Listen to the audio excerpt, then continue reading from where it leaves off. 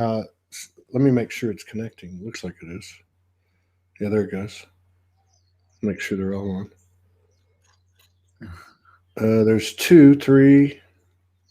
Okay, we're going. So how's it going, man? It's going good. How are you? Just, just blowing and going. Let me close the door.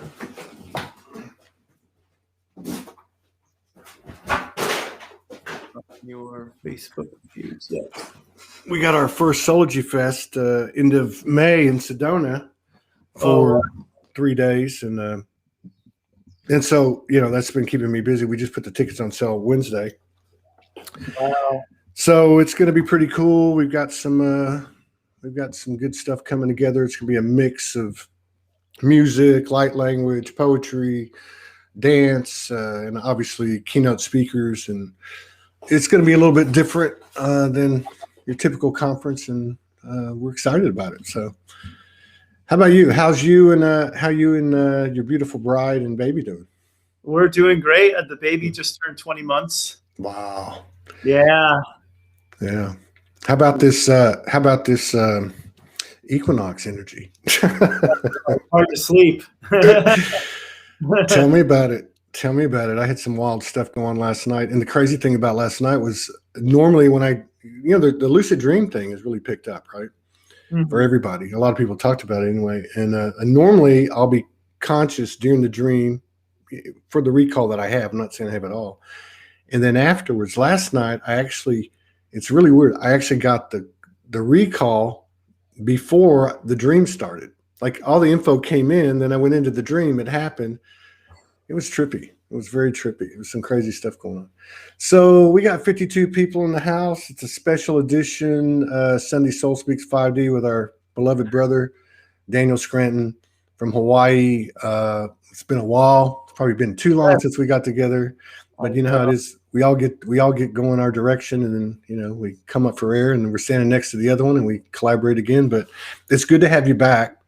I know you're pressed on time. We got about 51 minutes, and I'm sure we can get plenty done there. We're anxious to see what's going on with you, what your take is, what's happening with your channelings, the information that's coming in, because we've said this even on our shows together. Like, wow, nothing's been like the last few weeks, but right. But there's something really, really, really becoming clear. Given all the chaos, given all the confusion, given all the BS out there, there's something seems to be happening. At least I'm picking up on it on these shows, through the comments, through the people I'm talking to, because this is kind of my sustenance. This is kind of my, my finger on the pulse is doing this show and being observant of the field in and around Soulogy and in the communities that that we collaborate with.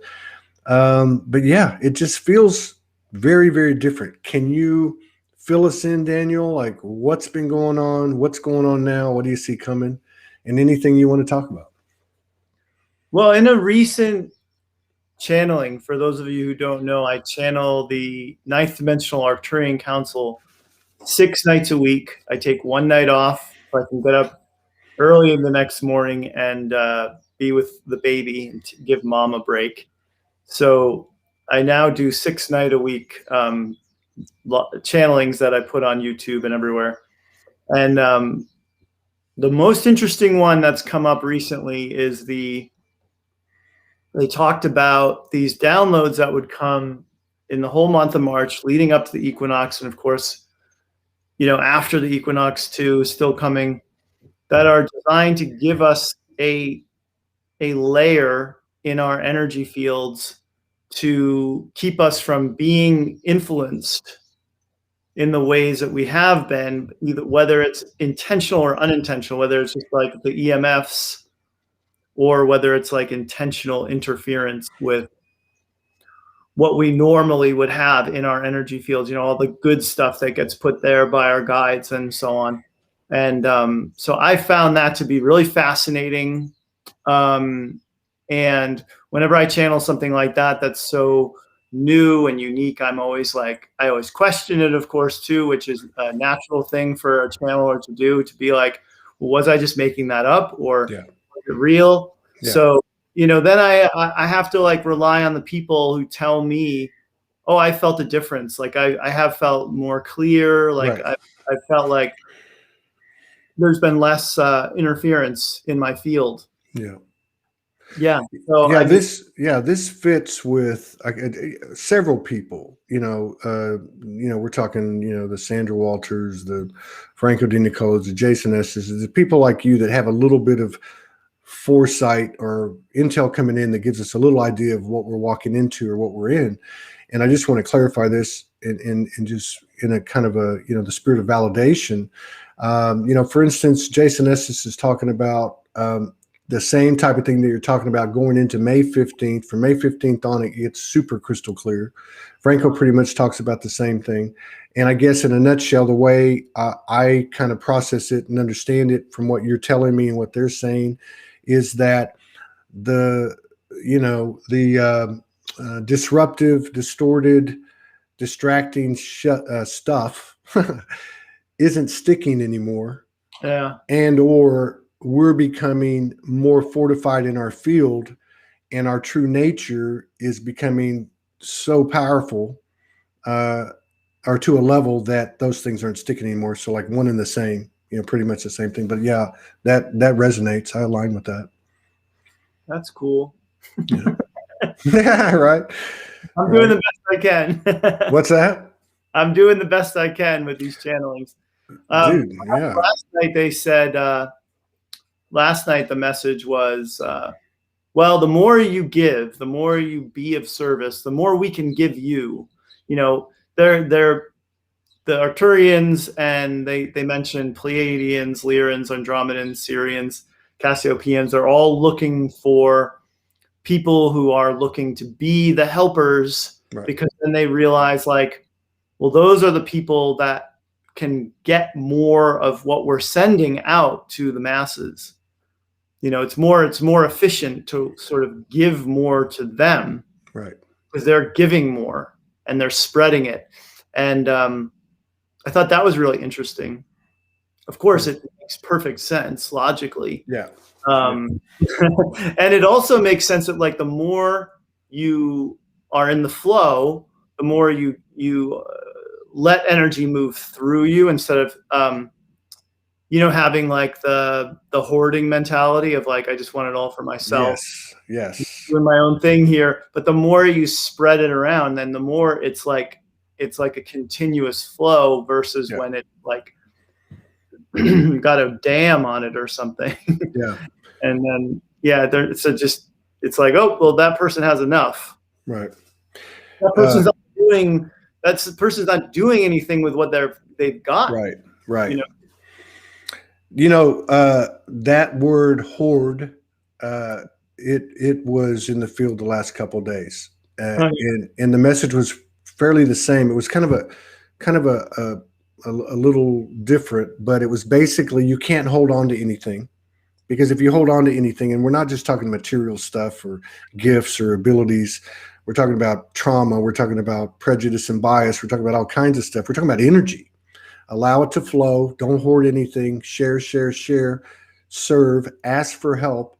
And the other thing was that stuck out, that was along the lines of what you're saying, was don't base your actions on what expectations are met or are not met from the external. In other words, don't close down. Don't not offer something because something or someone didn't give you the attention that you want. Yeah. If that makes sense, which I think is along the lines of what you're talking about. Yeah, you can't live a conditional life and be happy. It's like, this expression that came to me one day. If you live by the ego, you die by the ego. If that's what's going to prop you up, something really egoic, then guess what? That can just as easily be taken away. Yeah. But if you're just living in your heart, and you're coming from like the higher self perspective and not the egoic perspective, and you're seeing it all as one giant cosmic dance that we're all doing together as one being, then you're going to have a lot better time, a lot easier time too, because you're not trying to protect something that ultimately is always fleeting. Yeah. Yeah. So there's a lot to be said, because I try to break everything down to the human interaction, right? That's really like our baseline experience is human to human, even if it's not like talking like this, it's thinking about someone, or, and all that stuff. And that is, don't take it personal, right? 4 agreements, don't take it personal. And the other thing that I'm seeing in these conversations and in my own experience is how deep those egoic patterns go. Like with this clarity, we're finding we're being exposed to, being brought to our attention, obviously that which we see in the mirror is out there, but what's most important within ourselves. So like this whole thing about communing with the universal one-on-one, the brutal honesty of the soul, it seems like it's gone to a deeper and deeper and deeper level, and basically challenging us to be even more accountable than we were. Because this energy and power that we have is probably the biggest disclosure of the whole thing, right? Like how deep can we go? How far can we go, as opposed to, is there a secret space program? Is there this? Is there that? Well, that's been externalizing people's focus, all that stuff, whether it's Nasara, Gasara, core class, event, it's all gotten politics. It's all taken people outside of themselves to such an extent that then you get people like going at each other's throats because they're more interested in like thoughts and beliefs than they are in like changing their feelings, and evolving and looking at themselves, like being. I hear I listen to a lot of podcasts, Todd. Cool. Me too. And but mine are typically hosted by comedians. Me too. I listen to not all of them, but I listen to quite a few comedians because of the. In other words, the comedians seem to be able to go a little bit further and say a little bit more without having a bunch of kickback. And they're intelligent. Yeah, they're like spokespeople for the, they're supposed to be up there saying like what we're all thinking, right?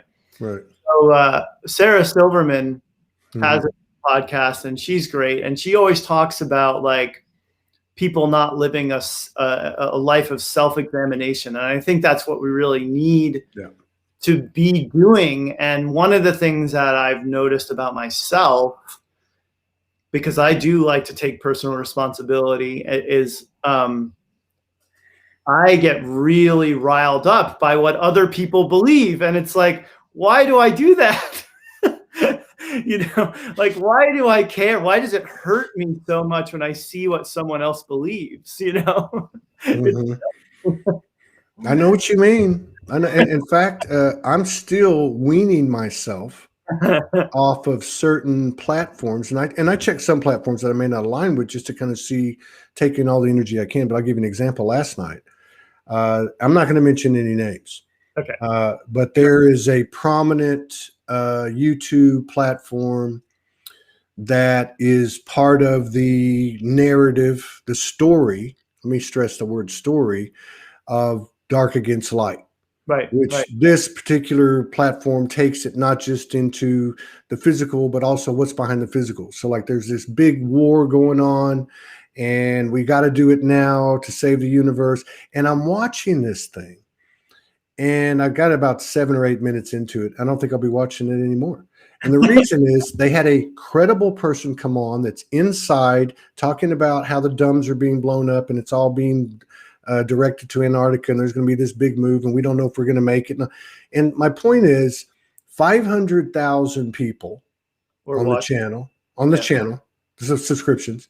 There was 400,000 views. Now, again, I love what you said. Why am I getting upset? Because it's not about them.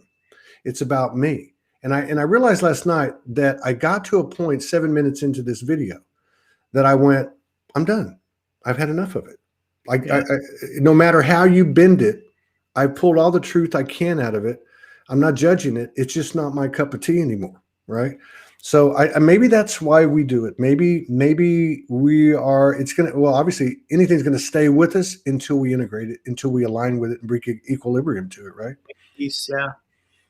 Got to make peace. I think that what like you said earlier, you've got to do it because it's what you do. It's what you want to do. Right.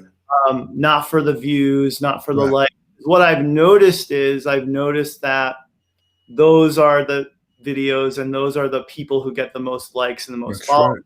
If you really want to get a huge following fast, all you got to do is parrot that guy, whoever he was. It's true, Daniel. If you, yeah. But then again, Eckhart Tolle has more followers than all those people. Yeah. You know what I mean? So there are the Eckhart Tolles and the Mujis out there that are not about that, Yeah.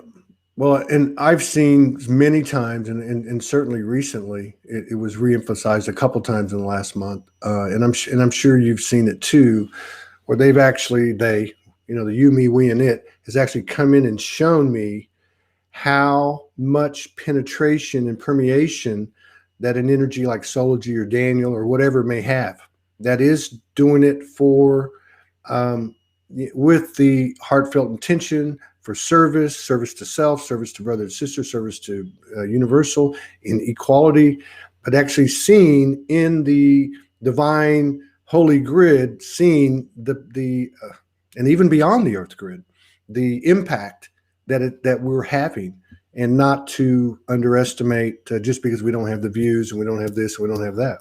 Right. Definitely, it's a grassroots movement for sure. Mm-hmm. Yeah. Yeah, there's way more of us who are sane, level-headed, and grounded. But maybe most of us are just not spending all of our time on the internet. Exactly. You know what I mean?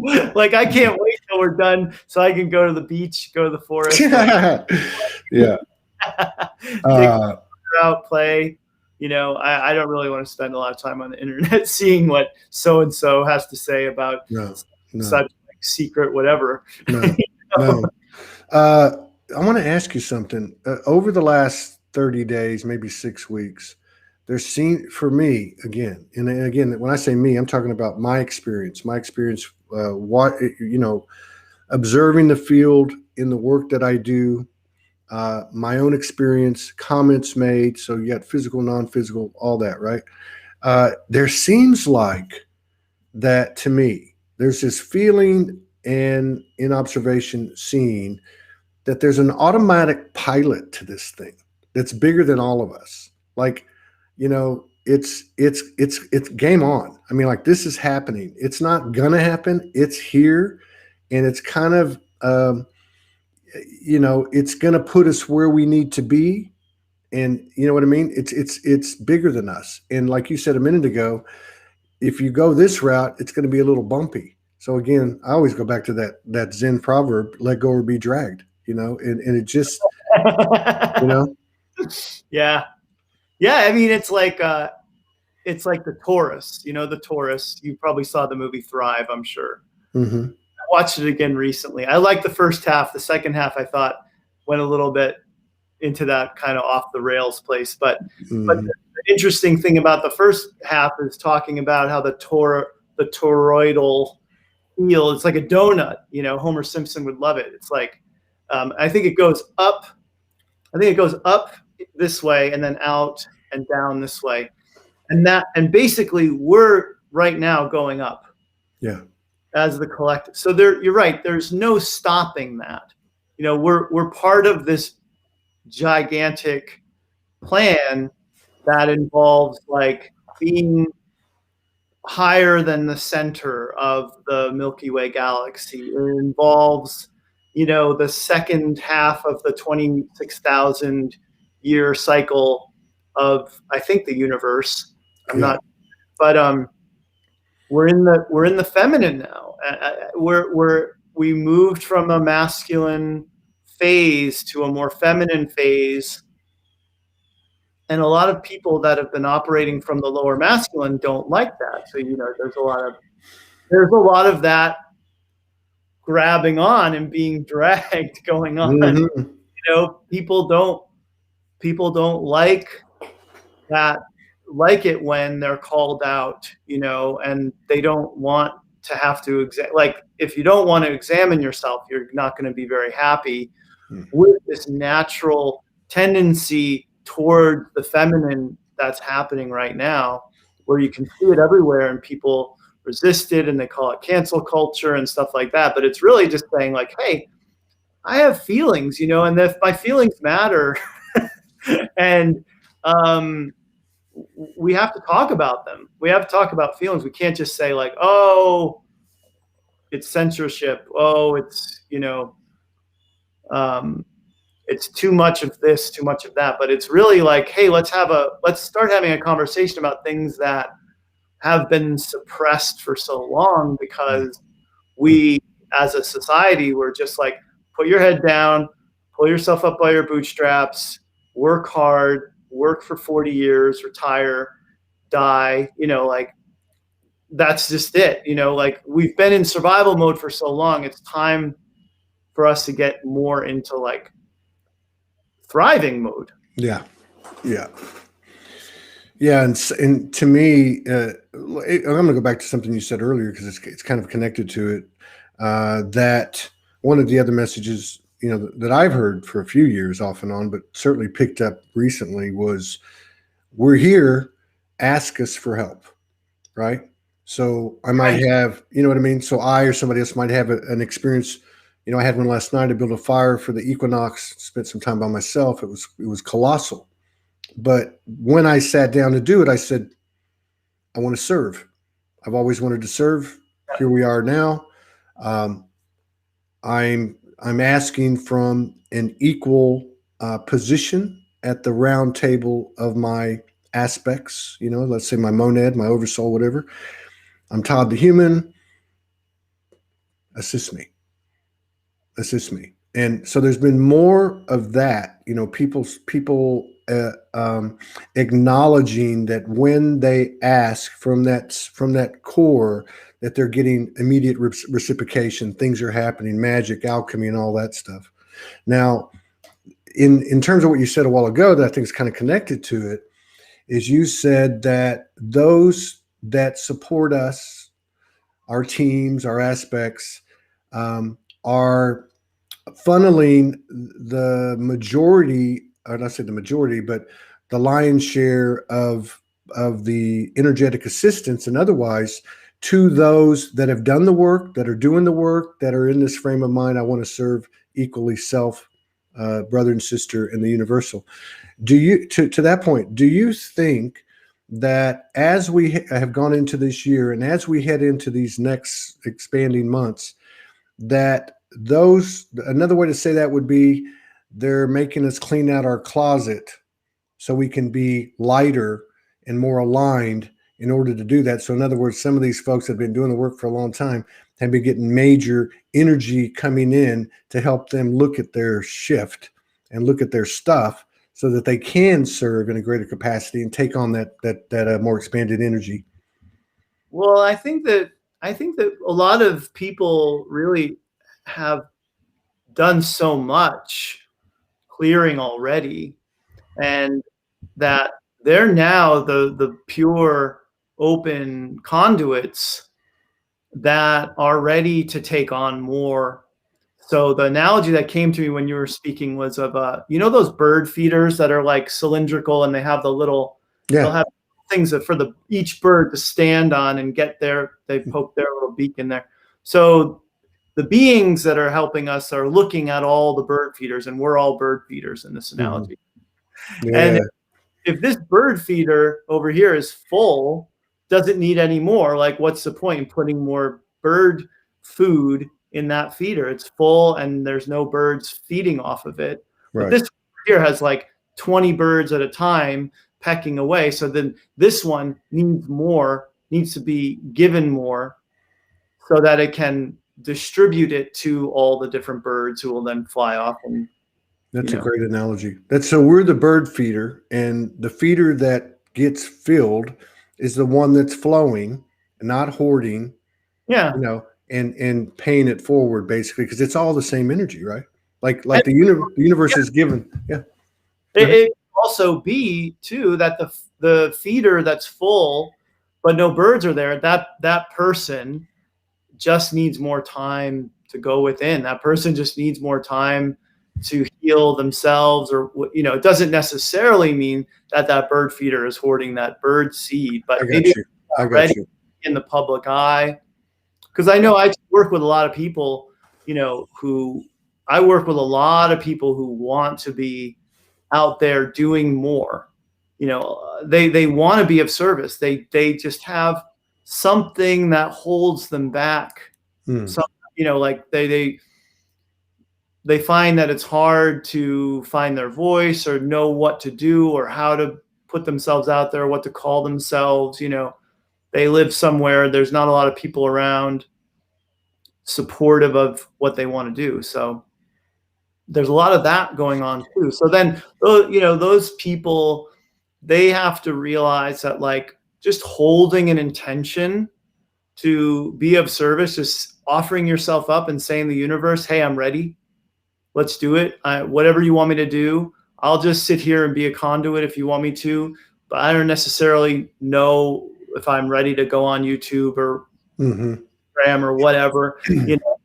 Then they can do that and work with the grids and stuff without having to be, a public persona. Yeah. Yeah. Yeah. And I think too, going back to, like what we were talking about earlier with, even though you don't have the views, the impact from the physical eyes, what we can't see, the impact in the non-physical or the etheric. And I think in terms of like, let's just say an open channel or someone that you're talking about. And that's a really good point, because it could be a person who doesn't even interact with people, in the traditional physical mano sense, right? I mean, it's the energy of these conduits, these people that in every part of their day, living consciously and being that free flowing conduit. They impact as much as, somebody that's got 500,000 viewers. You know what I mean? I mean, their potential, depending on their level of frequency, could even be bigger, really. I mean, it's just, we can't underestimate the power of one unique and equal soul, and we can't try to measure it and appraise it based on 3D units of measure. Yeah, exactly. That's perfect. I think a lot of too, like, what maybe people who are watching the us versus them, dark versus light, you're being oppressed, when the people who are watching that, they're getting basically confirmation of what they already believe. Like, they're attracted energetically to that. Like, if you're already angry, then yeah, you're going to find the angry talk show host on AM radio who is saying all the things loudly and more possibly, eloquently than you could say them. And then so you're attracted to what it is that you already believe in a lot of ways. So the people, you're right, the people who are saying, like, hey, let's go to this next level. I'm looking at myself. I'm saying, how can I be different? How can I change what's going on in here? And so that is a bigger impact than just being the repetitive sort of, like, keeping people where they're already at anyway voice. Right. Yeah, no judgment too. I mean, like, walking away from that platform last night, it wasn't like I'd only watched them 4 or 5 times. It was the content. It was the, I said, okay, I'm going in here. And you're right. There was something in me that still needed to go to the till here, that still needed to go to the well and be exposed to something. Because for me, this is what it's kind of turning into. It's not about what we say to each other and what we perceive about something or each other or whatever happened in a certain situation. And ultimately, in that kind of a stream of consciousness, because that's what it is, projected consciousness, somebody's right, somebody's wrong, somebody's bigger, someone's smaller. It's more of like the energy just coming together in an uncharged, close to 0 point, if not 0 point, The intentions are the same, the stories are different, and we exchange code and boom, we move on. Like it's not the story, it's the energy in that 0 point, in that neutrality, or at least with the intention and desire to be that. I'm seeing effects of like that. And like you were saying at the top of the show, kind of a byproduct or characteristic of it is people are letting that shit go. You know what I mean? They're not stuck on these people that you're describing that want to take it to a higher level. They're not stuck on the stories, which is a good sign. It is. Yeah. I do feel like one of the aspects of the New Age community that is a little unfortunate is that we've all been talking about ascension and the shift for so long that it is something external to people now. It's like, well, when's this going to happen? Mm-hmm. When am I just going to be able to be free of all my physical ailments and the need to make money and, all my issues with other people, because I'm tired of it. And I'm tired of the way that I feel, basically, and, as much as I know that this shift is happening and we are always on an upward spiral, we are on that point of the torus where we're coming up. At the same time, we can't just put all of our eggs into an ascension basket of, well, I don't have to really work on myself because this thing's going to happen. True. And it's just, I'll have a light body. I'll be able to go wherever I want to go. I get to go home, all that stuff, because basically, if you're here in a physical body on earth living something, then there's something in it for you that you're supposed to be getting. You're supposed to be receiving something from that and growing from it, not just saying like, well, I read online ascension's going to happen on May 21st. So just got to hold out for 2 more months. Yeah. Yes. Ascension, to me, anything potentially is a program. And ascension could be perceived in the belief system based on, a savior-based program. Well, it's no different than me saying, and I'm not making fun of anybody, I'm just making a point. I'm a Christian. I can sin. I can do whatever the hell I want to because Jesus died for my sins and I'm going to be good. So you're right. And I'm glad that you made that distinction, because I made the observation, my own observation. I feel like some kind of automatic pilot thing happening, but it does not take away from the responsibility as a conscious co-creator, like so much of this to me seems to be like, oh, it's not the shadows and the traumas and all that, although that's important. It's actually stepping into and being and owning this made in the image, unlimited power, skills, and attributes that we are. And I don't think the universe hands that. I don't think the universe gives you that level of creative ability without the individual being in alignment or the conglomerate being in alignment with, responsibility, conscious co-creation, that type of thing.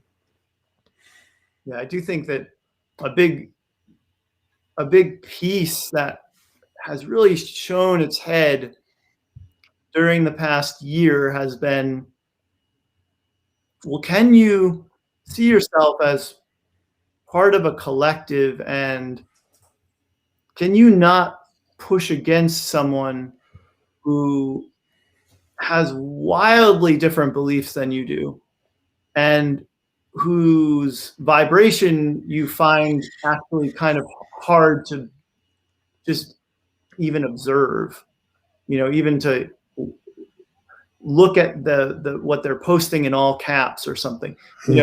Is it possible to just say, well, that's a part of my collective. This is a part of me, essentially, that I'm looking at.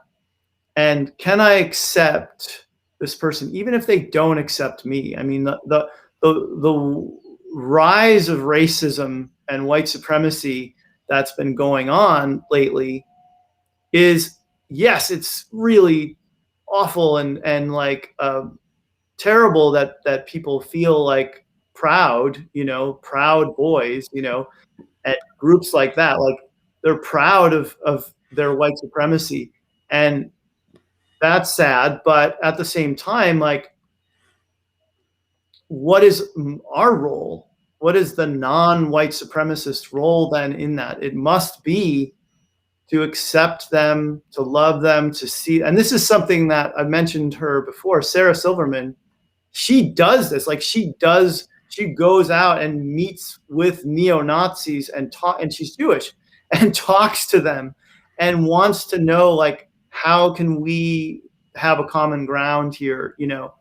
I respect people so much who are willing to say, in the face of hate, are willing to say, look, I think that we have to somehow find a way to have common ground, rather than just condemning it. Yeah. Rather than just saying, like, this is bad, this is awful, no one should believe this. Well, people do believe it. So what are we going to do about it? Are we going to just keep pushing against it? Or are we going to say, well, maybe there's some of that in me that I get to, like, forgive or make peace with, or realize that, like, I was that person in a past life or whatever. And then how can I love this person back into the truth of who they really are? Because everyone is, able to rise up from where they are, no matter where they are. Yeah. Yeah. And I wonder if, and I love what you said, because this is another crossroads that we're at. And when you were talking, this happened to me about 3 or 4 days ago. I had a private conversation with somebody, and it wasn't, upsetting or anything like that, because it's a pretty well-known acquaintance for me. And so anyway, something was said in regard to the narrative, the savior narrative that's been playing out. And I'm talking about Q, and I'm talking about, all that stuff. And so this is what I got out of it, because I think this is actually what you're talking about. So I went into it, and the comment was made, and I chose to make a comment, which was a judgment. And I said to him, "Oh, so you said the military's in control?" Oh, that, like, yeah. And they're like, yeah. And I said, well, then we don't have anything to worry about. But so then I said to him, but who's been running the military? Who runs the military? That's like saying God's in control. The military's in perfect. So my whole point was this. We had a conversation. It wasn't bad. Went on for about 5 minutes. And in that time, I realized, you know what? I didn't have to say a word.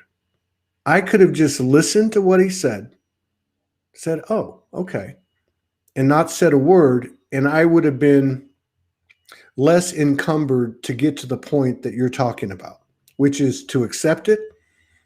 I don't have to understand it, and just go, okay, you know what? That's where you're coming from. That's where you're coming from, period. And I guess what I'm trying to say, and really ask you, where is that line between engaging something that's in opposition to your belief system and judgment?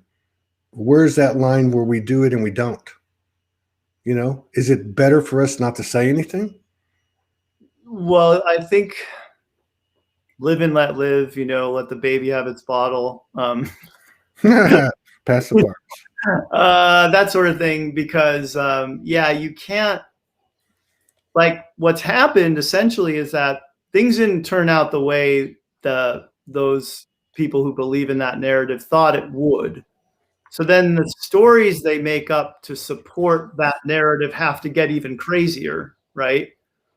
Like, what if whoever's running that machine of paranoia, and, you know, really of just favoring basically conservative right-wing politicians,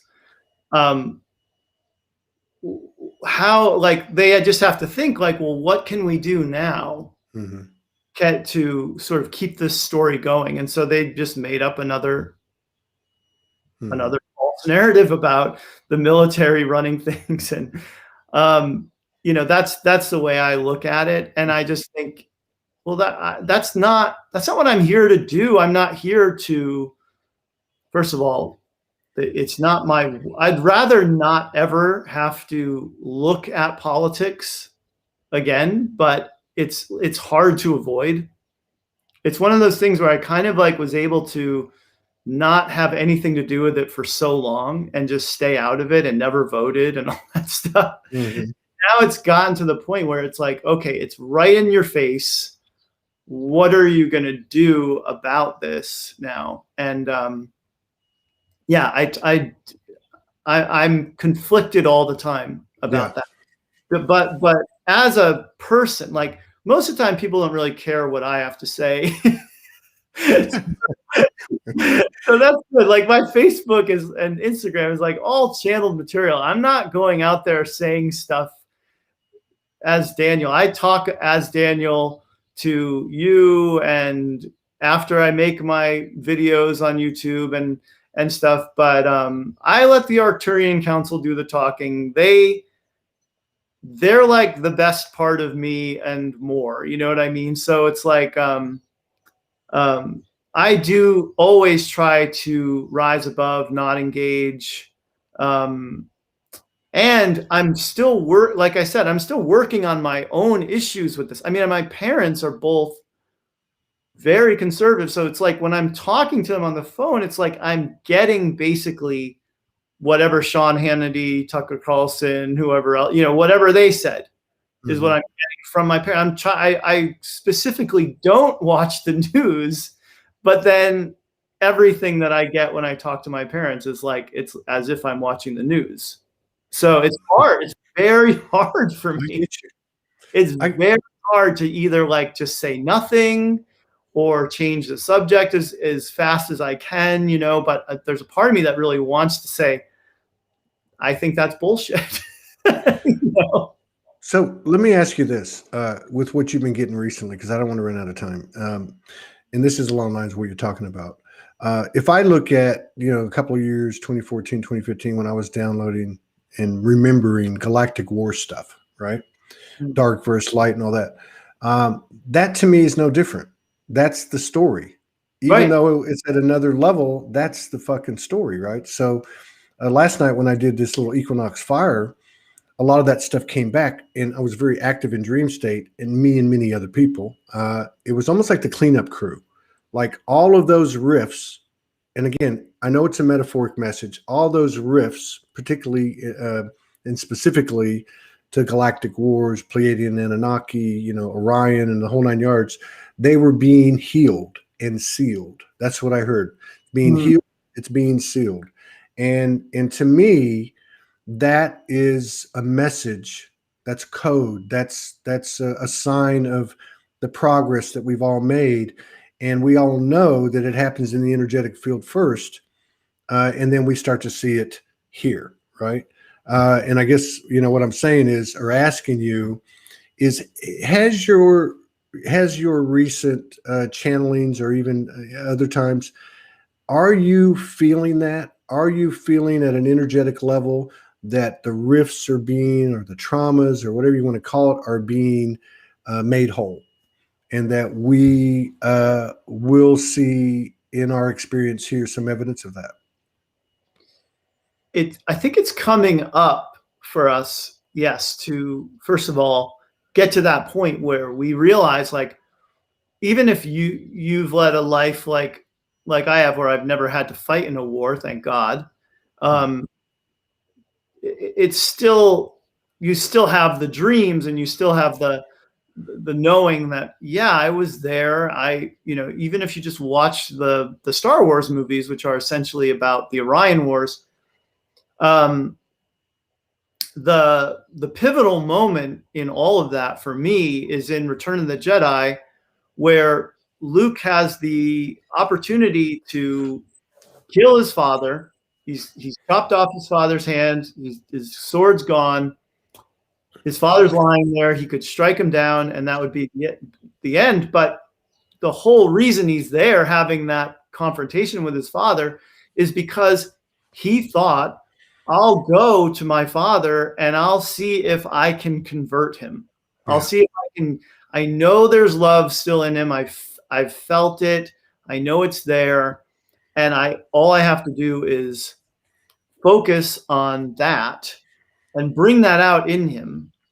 And then he'll turn back to the light instead of me finishing him off and going to the dark. Yeah. And in that moment, when he throws down his lightsaber and he turns to Emperor and he says, I'm not quoting this verbatim, but I will not strike him down. I'm a Jedi, like my father before me. And he motions to Darth Vader, and I get chills every time. Because that's it. That's it in a nutshell. It's like, that is it. We've got to realize that it's all about unconditional love, no matter what, no matter how bad the bad ones are.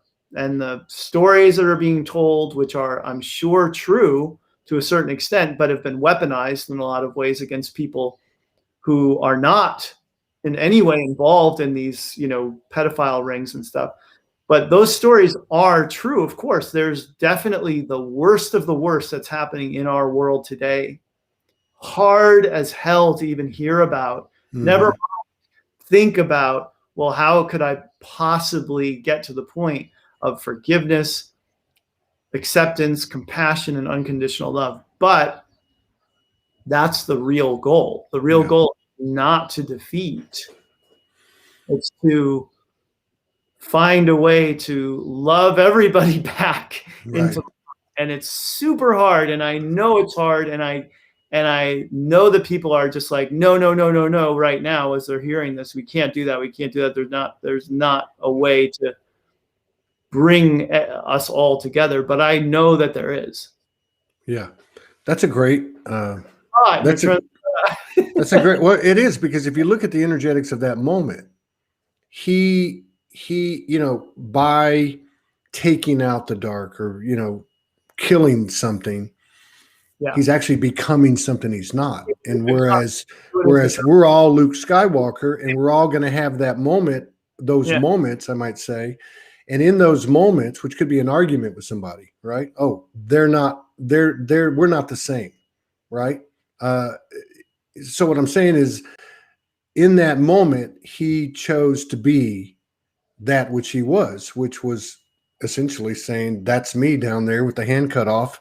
Yeah. And if I kill it, I'm killing myself. Right. Right. So, that would be the message in Empire Strikes Back. Yeah. Yeah. I love that. That's very cool.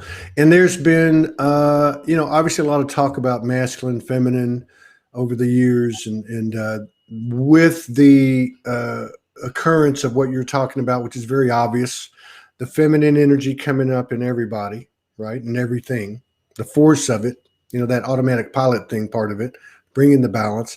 As a result of that, you have a lot of distorted masculine in both men and women being flushed out.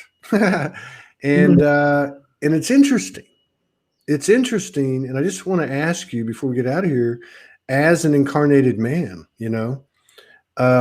what kind of impact has that been on you? What have you seen? I'll give you a quick example. I watched this movie the other night, and I was drawn to watch it. And it's called Warrior, right? And it's with Tom Hardy, Nick Nolte's the father, and another guy, great actor, that's the two brothers, right? It's a great movie. I'm not typically into MMA and all that stuff. That's the storyline. It's the story. And the reason it was so striking is because there was three. There was the father, kind of the dark son and the light son. Yeah. And it was this massive triad. I cried through the whole thing, right? I mean, I was like sobbing like a baby. But the thing about it was, in that movie, and this was 2 or 3 nights ago, and it was a very pivotal time, the energies were just ramping up. I actually looked at the distortion of the masculine and realized how incredible it actually was, what purpose it served, the beauty of the pain, the beauty of the sadness, the beauty of the anger, the beauty of the wars in a, from a higher perspective.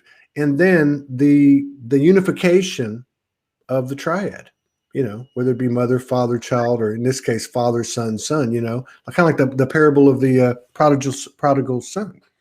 So in your case, I mean, have you seen any movement, any fluctuations, any changes, masculine, feminine, masculine in yourself? And what have you observed out there? Well, I mean, in a lot of the podcasts that I listen to, there are these straight male comedians who are very open about their femininity. And that, not people, like you look at the guy on stage and you think, this guy, he's the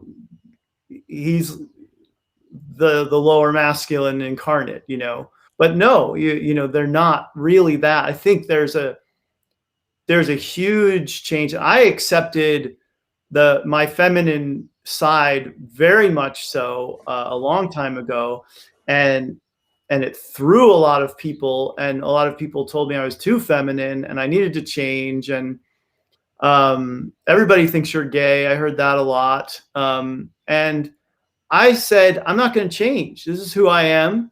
And it ultimately doesn't matter. It shouldn't matter to me what anybody else thinks anyway. Right.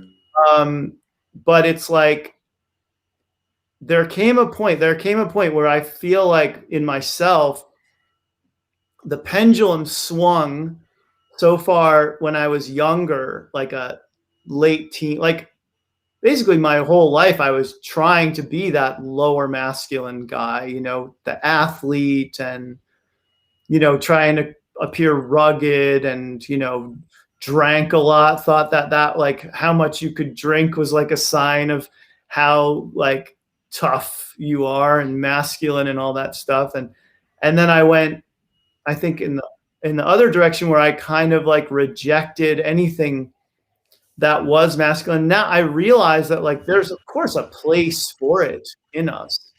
There's a place for action, and there's a place for setting boundaries, and there's a place for being strong, and all the things that are like the good virtues of the masculine, without it going to the extreme of like denigrating women, and not caring about anyone else, and driving a gas guzzler, and just being big truck, a penile extension, a big massive truck with 4 doors and super cab, right?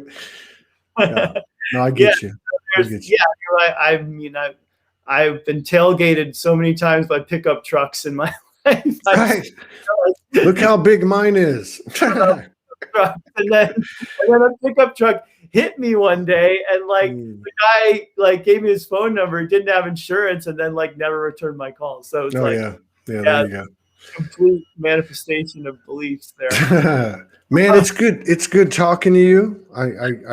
I apologize we haven't connected in a while. I mean, I know you're busy doing your thing and everything. I want you to get out to the beach for yourself and for me and for everybody else, because again, you know what I mean? I mean, like, yeah. I mean, it's like, the frequency that we're carrying does so much more than we think. And it's not always attained by how much shadow we remove or how much we do. It actually can be enhanced and obviously felt and injected into the grid by feeling good, by going to the beach, by doing something you like doing. It doesn't always have to be a defensive game. It can be an offensive game, and I don't mean, you know what I mean by that. Yeah. So, man, we fill up our own bird feeders too. Exactly. And isn't that what we're doing anyway, when you get right down to it? I mean, if you break it down to the atomic level, we're basically, in that macro, micro mirror. It's not just that we're seeing mirrors, we're a mirror of what we're receiving. So if we're receiving, no bird feed, then there's a reason for that. And then if we're receiving bird feed, there's a reason for that. I mean, but ultimately it's us doing it, I mean, it's always good talking to you. I don't want to hold you up. It is a Sunday. It's a special day. I appreciate you coming on a Sunday. Thanks for doing it. I miss Hawaii, and I hope to get back over there at some point. But it's good seeing you, man. And give your bride a big third eye kiss and that beautiful baby. And I'll see you next time, man. Okay. Yeah, all right. You take care. Peace out, brother. And we'll see y'all a little bit later.